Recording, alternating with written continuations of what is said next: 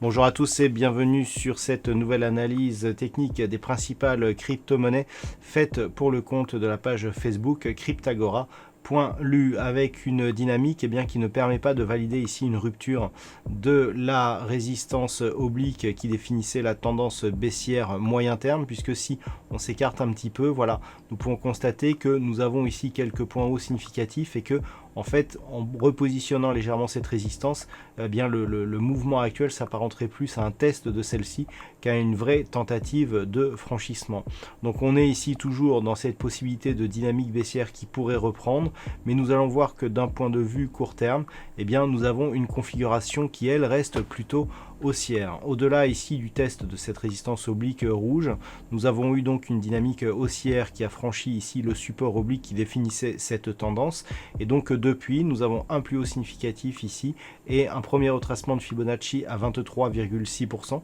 qui se situe ici à 8888 $ pour un Bitcoin,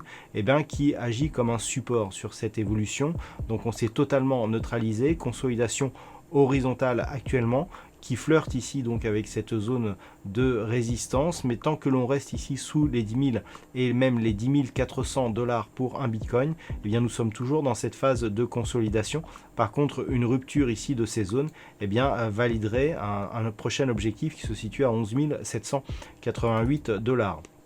Par contre, ici, un franchissement de cette zone des 8888 $ pour un Bitcoin validerait deux objectifs. Dans un premier temps, ici, la zone des 8380 $ pour un Bitcoin. Et ensuite, le second retracement de Fibonacci qui est ici à 38,2% et qui se situe approximativement à 7900 $.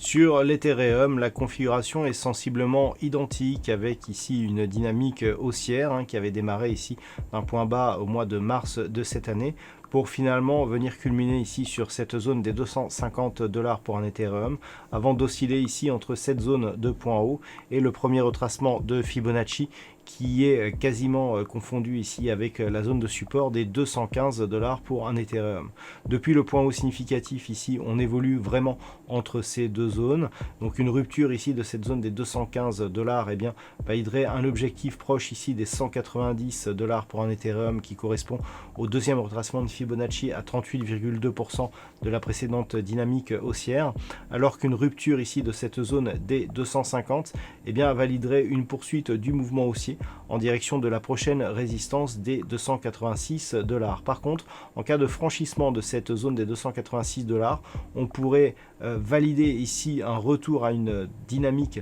un peu plus haussière et un peu plus forte, avec donc comme objectif la prochaine zone de résistance qui se situe ici à 358 $ pour un Ethereum. Donc pour l'instant, ça reste neutre d'un point de vue très court terme, mais avec une petite préférence haussière.